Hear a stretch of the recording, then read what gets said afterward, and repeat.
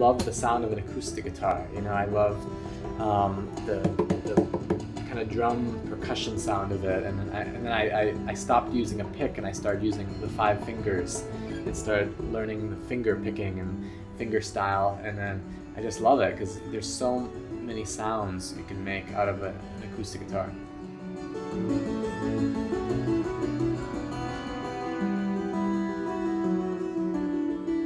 When I first started, I was 10 years old, and my older brother really wanted to get a guitar. He was really into like heavy metal, like Metallica, and like these really heavy electric guitar bands, you know.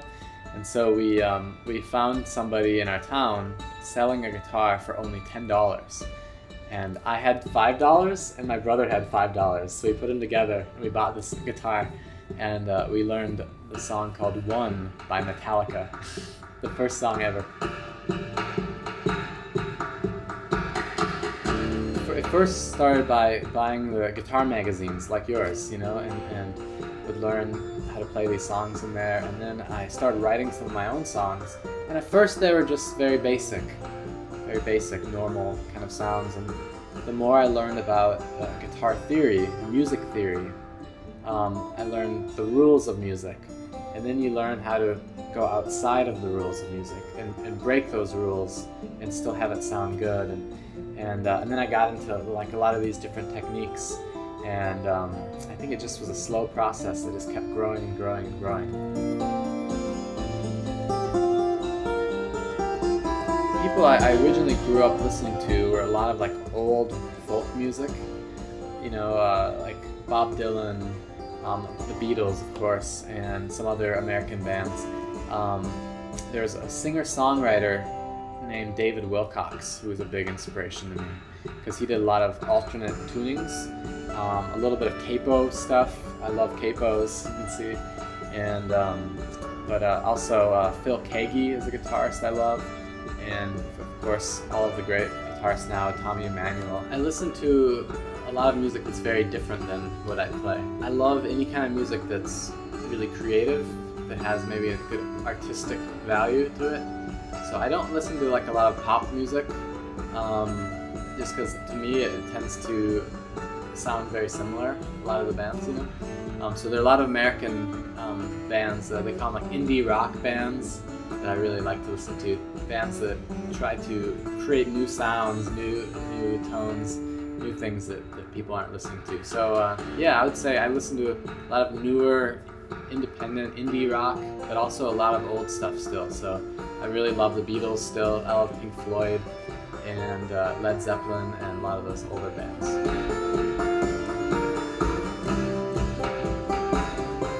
I went to college for civil engineering, and I was always very good at, you know, math and science and stuff like that. But I had a passion for guitar. And so as I'm studying engineering, I went on and I got my master's degree in engineering. And then after that, the university asked me to teach 2 classes. And so I taught, you know, these 2 engineering classes. But on the weekends, I would fly somewhere and play a concert and fly home and try to teach that week, and then fly again and fly home. And it got very hard to keep track of everything. And so I was getting enough offers to travel and to play concerts that I realized I could quit my job teaching and really follow my true passion, which is guitar. The way I very first started learning it is I was just like this. I was sitting on a chair, and I was not really thinking about much, and I just started doing this right here. And it's you call it a hammer-on, you know, and then you kind of lightly stretch the string and let go, and that's the pull-off.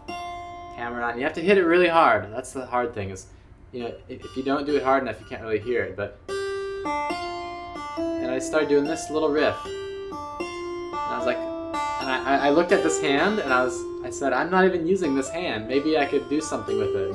And I remember going, and I was like, oh, that's kind of cool. And then I was like, and it's just really simple, right? It's just, you know, and I that was the first way I started learning, is just doing a simple pattern with one hand, and then I'm in Dad-Gad tuning, which is D-A-D-G-A-D, and that's a good tuning to start with for doing this stuff, because you can hit like 2 notes, you can hit 3 notes doing this, you know. And so that's how I started. It was just very simple. Left hand playing the melody, right hand playing the bass. Slap harmonics, the way I do them is I kind of stack my fingers on top of each other like that, and then I try to find that good harmonic spot, you know.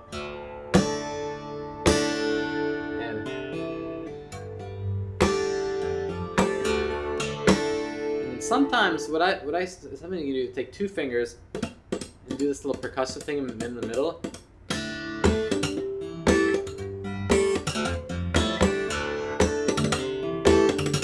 Do like really fast one.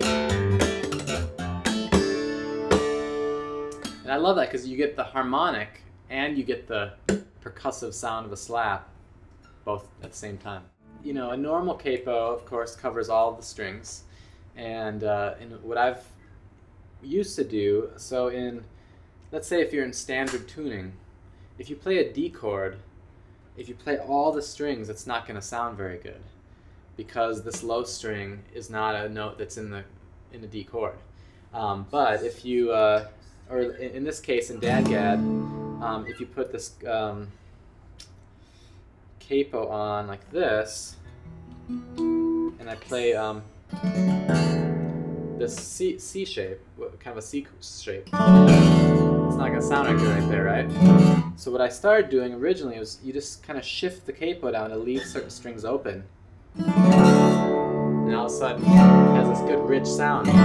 But then what I did is I said, well, maybe I want it to go this way so I can reach around it better. And so I took a file and I cut a hole right there. Okay, so now you put it on like this, and this string is going to go all the way through the capo. And so go like that. And then if you want to, you can reach behind it.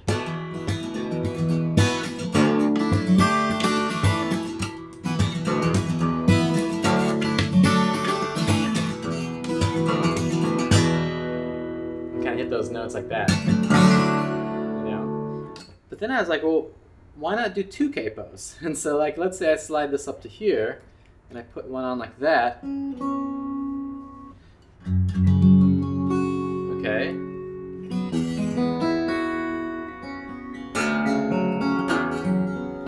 And so what I did there, I just took my thumb and I rotated like that. And then you could do stuff like,